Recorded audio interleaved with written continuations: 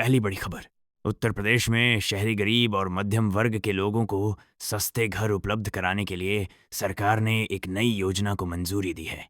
राज्य सरकार ने पीएम आवास योजना शहरी 2 को लागू करने का फैसला किया है। इस योजना के तहत आर्थिक रूप से कमजोर वर्गीय, निम्न आय वर्ग लिग और मिनी मध्यम आय वर्ग मिग के लिए छोटे और किफ़ायती मकानों का निर्माण कराया जाएगा। जानकारी के मुताबिक IWS श्रेणी के मकान लगभग 30 वर्ग मीटर क्षेत्र में बनाए जाएंगे, जिनकी अनुमानित कीमत करीब 9 लाख रुपए होगी।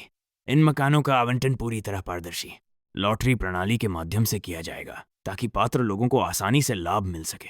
सरकार का उद्देश्य शहरी क्षेत्रों में रहने वाले गरीब और मध्यम वर्ग के लोगों को कम कीमत में अपना घर उपलब्ध कराना है। दूसरी बड़ी खबर।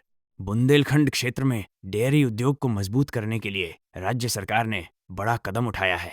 मुख्यमंत्री योगी आदित्यनाथ की अध्यक्षता में हुई कैबिनेट बैठक में दुग्ध प्रसंस्करण क्षमता बढ़ाने की परियोजनाओं को मंजूरी दी गई है।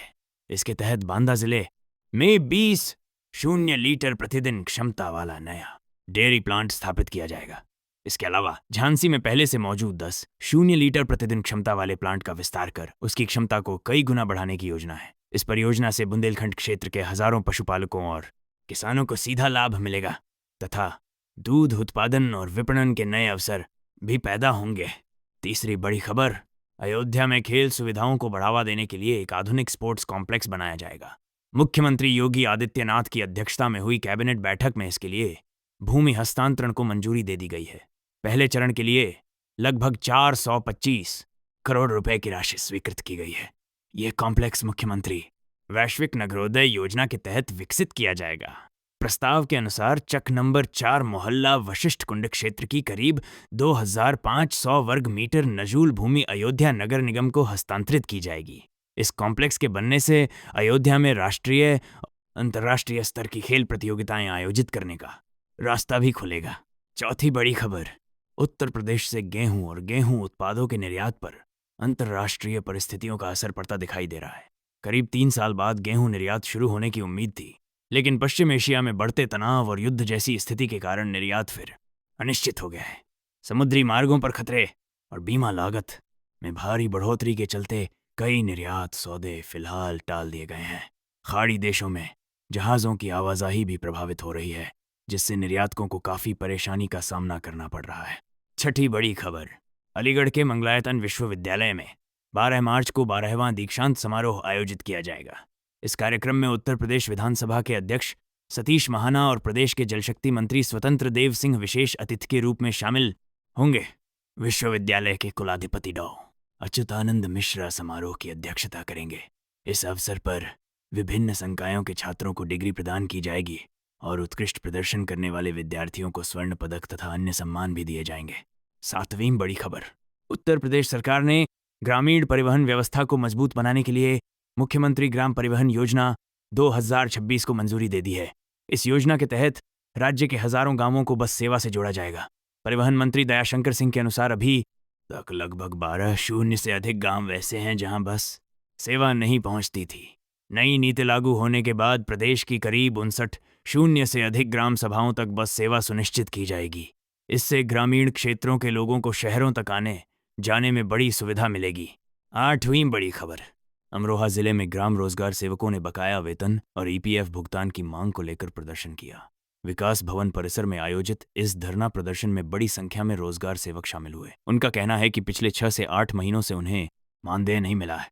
संगठन के जिला अध्यक्ष कुबेर सिंह ने बताया कि कर्मचारियों की आर्थिक स्थिति खराब हो रही है और सरकार को जल्द से जल्द उनका बकाया भुगतान करना चाहिए। 9वीं बड़ी खबर। उत्तर प्रदेश में मदरसा शिक्षा व्यवस्था में बड़ा बदलाव होने जा रहा है। योगी सरकार मदरसों को राज्य विश्वविद्यालयों से जोड़ने की योजना पर काम कर रही है। इसके तहत मदरसा शिक्षा परिषद की कामिल और फाजिल कक्षाओं की परीक्षाएं अब संबंधित जिलों के विश्वविद्यालयों के माध्यम से कराई जाएंगी। इसके लिए उत्तर प्रदेश राज्य विश्वविद्यालय अधिनियम 1973 में संशोधन करने की तैयारी की जा रही है। सरकार का मानना है कि इससे मदरसा शिक्षा को मुख्यधारा की शिक्षा से जोड़ने में मदद मिलेगी। 10वीं बड़ी खबर। उत्तर प्रदेश सरकार युवाओं को रोजगार और स्वरोजगार के लिए प्रोत्साहित करने के उद्देश्य से एक महत्वपूर्ण योजना चला रही है। मुख्यमंत्री युवा विकास अभियान के तहत युवाओं को अपना व्यवसाय शुरू करने के लिए बैंक के माध्यम से 5 लाख रुपए तक का ब्याज मुक्त ऋण दिया जाएगा। इस योजना की खास बात यह है कि इसके लिए किसी प्रकार की गारंटी की आवश्यकता नहीं होगी। इसके अलावा सरकार स्वीकृत परियोजनाओं पर 10% तक मार्जिन मनी सब्सिडी भी देगी, जिससे युवाओं का आर्थिक बोझ कम होगा। देश भर के करीब 9 करोड़ से अधिक की 11वीं बड़ी खबर।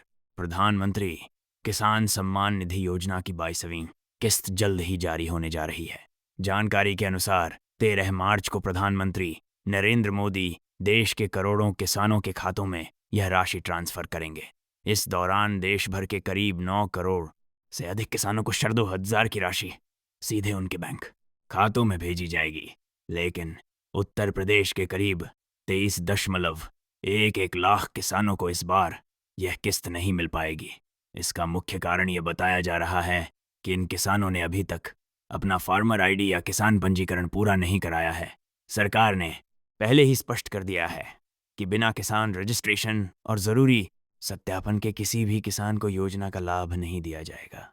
इसलिए जिन किसानों ने अभी तक अपना पंजीकरण नहीं कराया है, उन्हें जल्द से जल्द प्रक्रिया पूरी करने की सलाह दी गई है। 12वीं बड़ी खबर। उत्तर प्रदेश में जैविक खेती को बढ़ावा देने के लिए लगातार प्रयास किए जा रहे हैं। इसी कड़ी में बदायूं जिले के सहजवान ब्लॉक परिसर में नमामि गंगे जैविक खेती परियोजना के तहत किसान गोष्ठी और जैविक किसान मेले का आयोजन किया गया। इस कार्यक्रम में बड़ी संख्या में किसानों ने भाग लिया और जैविक खेती के नए तरीकों के बारे में जानकारी प्राप्त की। कार्यक्रम का आयोजन बायोसेट इंटरनेशनल संस्था द्वारा ब्लॉक प्रमुख विक्रांत सिंह यादव की अध्यक्षता में किया गया। इस दौरान विशेषज्ञों ने किसानों को रासायनिक खाद और कीटनाशकों के नुकसान के बारे में बताया और जैविक खेती से होने वाले लाभों पर विस्तार से चर्चा की। 13वीं बड़ी खबर। उत्तर प्रदेश सरकार ने शिक्षकों और शिक्षणेतर कर्मचारियों को बड़ी राहत दी है। मुख्यमंत्री योगी आदित्यनाथ की अध्यक्षता में हुई कैबिनेट बैठक में उच्च शिक्षा विभाग के कर्मचारियों को कैशलेस चिकित्सा सुविधा देने के प्रस्ताव को मंजूरी दे दी गई है। इस फैसले से प्रदेश के 2 लाख से अधिक शिक्षक और कर्मचारी लाभान्वित होंगे। उच्च शिक्षा मंत्री योगेंद्र उपाध्याय के अनुसार अब शिक्षकों और कर्मचारियों को इलाज के लिए बड़ी रकम एक साथ खर्च करने की जरूरत नहीं पड़ेगी और उन्हें अस्पतालों में कैशलेस उपचार की सुविधा मिलेगी। 14वीं बड़ी खबर। मुख्यमंत्री योगी आदित्यनाथ ने कानून व्यवस्था को लेकर अधिकारियों को सख्त निर्देश दिए हैं। गोरखनाथ मंदिर परिसर में आयोजित एक बैठक के दौरान उन्होंने कहा कि प्रदेश में छोटी से छोटी घटना पर भी कड़ी नजर रखी जाए और किसी भी कीमत पर कानून व्यवस्था से समझौता नहीं किया जाएगा। मुख्यमंत्री ने अधिकारियों को विकास परियोजनाओं को समय पर पूरा करने और अवैध अतिक्रमण के खिलाफ सख्त कार्रवाई करने के निर्देश भी दिए। साथ ही यह भी बताया गया कि मुख्यमंत्री युवा उद्यमी विकास अभियान में पिछड़े वर्ग के युवाओं की भागीदारी लगातार बढ़ रही है। 15वीं बड़ी खबर। प्रधानमंत्री विश्वकर्मा योजना के माध्यम से पारंपरिक कारीगरों को नई पहचान और रोजगार के अवसर मिल रहे हैं। इस योजना के तहत बढ़ई, लोहार, कुम्हार, मूर्तिकार, नाई और धोबी जैसे पारंपरिक शिल्पकारों को प्रशिक्षण, आर्थिक सहायता और आधुनिक उपकरण उपलब्ध कराए जा रहे हैं। इसके साथ ही उन्हें डिजिटल प्लेटफॉर्म के माध्यम से ऑनलाइन व्यापार करने के लिए भी प्रोत्साहित किया जा रहा है। इसी क्रम में आगरा स्थित डॉ भीमराव अंबेडकर विश्वविद्यालय के स्वामी विवेकानंद परिसर में 22 जिलों के शिल्पकारों की 2 दिवसीय प्रदर्शनी और व्यापार मेले का आयोजन किया जा रहा है, जिसमें कारीगर अपने उत्पादों का प्रदर्शन और बिक्री कर सकेंगे। 16वीं बड़ी खबर। उत्तर प्रदेश में जमीन खरीद फरोख्त से जुड़े मामलों में पारदर्शिता लाने के लिए योगी सरकार ने बड़ा फैसला लिया है। मुख्यमंत्री योगी आदित्यनाथ की अध्यक्षता में हुई कैबिनेट बैठक में कुल 31 प्रस्तावों को मंजूरी दी गई, जिनमें जमीन की रजिस्ट्री से जुड़ा यह महत्वपूर्ण निर्णय भी शामिल है। अब किसी भी जमीन की रजिस्ट्री से पहले उसकी खतौनी और स्वामित्व से जुड़े सभी दस्तावेजों का सत्यापन अनिवार्य किया जाएगा। स्टाम्प और पंजीकरण विभाग द्वारा लाए गए इस प्रस्ताव को कैबिनेट ने मंजूरी दे दी है। नई व्यवस्था लागू होने के बाद बिना राजस्व रिकॉर्ड की जांच के किसी भी जमीन की रजिस्ट्री नहीं हो सकेगी। सरकार का मानना है कि इससे जमीन से जुड़े विवादों और फर्जी रजिस्ट्री के मामलों में काफी कमी आएगी। 17वीं बड़ी खबर। मुख्यमंत्री योगी आदित्यनाथ का 1 अप्रैल को शाहजहांपुर दौरा प्रस्तावित है। इस दौरान मुख्यमंत्री जिले में कई महत्वपूर्ण विकास परियोजनाओं का लोकार्पण और शिलान्यास करेंगे। साथ ही स्वामी सुखदेवानंद राज्य विश्वविद्यालय की औपचारिक घोषणा भी की जा सकती है। इसके अलावा नगर निगम कार्यालय, स्मार्ट रोड परियोजना और अन्य कई विकास कार्यों का उद्घाटन भी कार्यक्रम में शामिल रहेगा। जिलाधिकारी धर्मेंद्र प्रताप सिंह ने सभी संबंधित अधिकारियों को निर्देश दिया है कि मुख्यमंत्री के दौरे से पहले सभी तैयारियां समय पर पूरी कर ली जाएं। 18वीं बड़ी खबर। उत्तर प्रदेश सरकार के मुख्यमंत्री मिशन रोजगार अभियान के तहत सहारनपुर में बड़ा रोजगार मेला आयोजित किया जा रहा है। यह रोजगार मेला 13 मार्च 2026 को क्षेत्रीय सेवायोजन कार्यालय में आयोजित होगा, जो सुबह 10 बजे से दोपहर 3 बजे तक चलेगा। इस मेले में देश की 8 बड़ी कंपनियां भाग लेंगी और युवाओं का चयन इंटरव्यू के माध्यम से किया जाएगा। इसमें 10वीं, 12वीं, ITI, डिप्लोमा और स्नातक पास युवा भाग ले सकते हैं। चयनित युवाओं को शेप 35 शून्य तक की सैलरी वाली नौकरी मिलने का अवसर मिलेगा। युवाओं को अपने बायोडाटा और शैक्षिक प्रमाण पत्र के साथ मेले में पहुंचने की सलाह दी गई है। 19वीं बड़ी खबर। शंकराचार्य स्वामी अविमुक्तेश्वरानंद ने गौ माता को राष्ट्रमाता का दर्जा देने की मांग को लेकर बड़ा बयान दिया है। सिधौली में आयोजित एक जनसभा के दौरान उन्होंने कहा कि देश में गौ माता को सम्मान दिलाने के लिए समाज को एकजुट होना चाहिए। उन्होंने यह भी कहा कि कई संत इस मुद्दे पर खुलकर बोलने से डर रहे हैं। कार्यक्रम के दौरान उन्होंने सिद्धेश्वर महादेव धाम में भगवान शिव के दर्शन भी किए और श्रद्धालुओं से संवाद किया। स्वामी अविमुक्तेश्वरानंद ने कहा कि गौ माता को राष्ट्रमाता का दर्जा दिलाने के लिए देश भर में जागरूकता अभियान चलाया जाएगा। 20वीं बड़ी खबर। पश्चिम एशिया में बढ़ते तनाव का असर अब उत्तर प्रदेश के कृषि निर्यात पर भी दिखाई देने लगा है। खासकर हरी सब्जियों के निर्यात पर इसका बड़ा प्रभाव पड़ा है। बताया जा रहा है कि खाड़ी देशों में भेजी जाने वाली यूपी की करीब 50% सब्जियों का कारोबार प्रभावित हुआ है। हवाई और समुद्री मार्गों में आई बाधाओं के कारण निर्यातकों को काफी नुकसान उठाना पड़ रहा है। कई निर्यातक अब घरेलू बाजार की ओर रुख कर रहे हैं।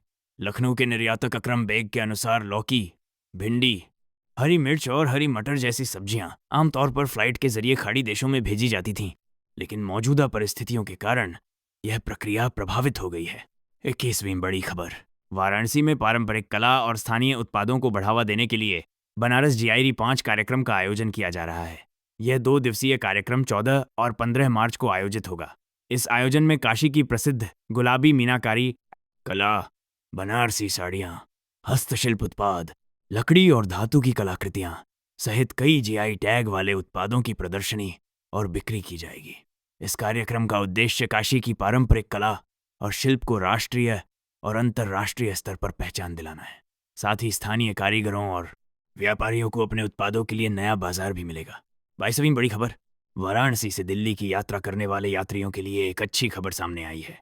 जल्द ही पश्चिम बंगाल के पुरुलिया से एक नई ट्रेन सेवा शुरू होने जा रही है, जो वाराणसी जंक्शन से होकर गुजरेगी। प्रधानमंत्री नरेंद्र मोदी 14 मार्च को इस नई ट्रेन को हरी झंडी दिखाकर रवाना करेंगे। ये ट्रेन वाराणसी से होकर अयोध्या और लखनऊ होते हुए दिल्ली के आनंद विहार टर्मिनल तक जाएगी। इस नई ट्रेन सेवा के शुरू होने से पूर्वांचल के लाखों यात्रियों को दिल्ली जाने में बड़ी सुविधा मिलेगी और यात्रा का समय भी कम होगा। 23वीं बड़ी खबर। कानपुर कमिश्नरेट पुलिस ने IGRS रैंकिंग में शानदार प्रदर्शन करते हुए प्रदेश में पहला स्थान हासिल किया है। जनवरी महीने में जहां कानपुर पुलिस की रैंक 62वीं थी, वहीं फरवरी में उसने बड़ी छलांग लगाते हुए सीधे प्रदेश में शीर्ष स्थान प्राप्त कर लिया। शिकायतकर्ताओं की संतुष्टि दर 92.57% दर्ज की गई है और आवेदकों से संपर्क बनाए रखने के मामले में भी पुलिस को 10 में से 10 अंक बाध्यताओं मिले हैं। इस उपलब्धि पर पुलिस कमिश्नर रघुवीर लाल ने अधिकारियों और कर्मचारियों को बधाई देते हुए उन्हें पुरस्कृत करने की घोषणा की है। 24वीं बड़ी खबर। देश में बढ़ते साइबर अपराध के मामलों को देखते हुए केंद्र सरकार ने पीड़ितों को राहत देने के लिए नई स्टैंडर्ड ऑपरेटिंग प्रोसीजर SOP जारी की है। इस नई व्यवस्था के तहत अगर किसी व्यक्ति के साथ छोटी रकम की साइबर ठगी होती है तो पीड़ितों को अपनी रकम वापस पाने के लिए लंबी कानूनी प्रक्रिया से नहीं गुजरना पड़ेगा। अब निर्धारित सीमा तक की राशि बिना कोर्ट की अनुमति के ही वापस कराई जा सकेगी। इससे साइबर ठगी के शिकार लोगों को जल्दी राहत मिलने की उम्मीद है और साइबर अपराधियों पर भी सख्त कार्रवाई हो सकेगी। 25वीं बड़ी खबर। उत्तर प्रदेश के गोंडा जिले में पंचायत भुगतान को लेकर अनियमितता सामने आने के बाद प्रशासन ने सख्त कदम उठाए हैं। जिले के 6 ग्राम पंचायत सचिवों को कारण बताओ नोटिस जारी किया गया है। यह कार्रवाई लगभग 13.79 लाख रुपए के भुगतान के मामले में की गई है, जो पंचायत पेमेंट गेटवे के बाहर किया गया था। DPRO लालजी दुबे ने स्पष्ट किया है कि शासन के निर्देशानुसार सभी विकास कार्यों का भुगतान केवल ग्राम स्वराज पोर्टल पर अपलोड की गई कार्य योजना के आधार पर और पंचायत पेमेंट गेटवे के माध्यम से ही किया जाना अनिवार्य है। नियमों के उल्लंघन पर संबंधित अधिकारियों के खिलाफ सख्त कार्रवाई की जाएगी। तो ये थी आज की उत्तर प्रदेश की 25 फटाफट बड़ी खबरें। अगर आपको ये खबरें पसंद आई हों तो वीडियो को लाइक करें, चैनल को सब्सक्राइब करें और इसे अपने दोस्तों के साथ ज़रूर शेयर करें। धन्यवाद।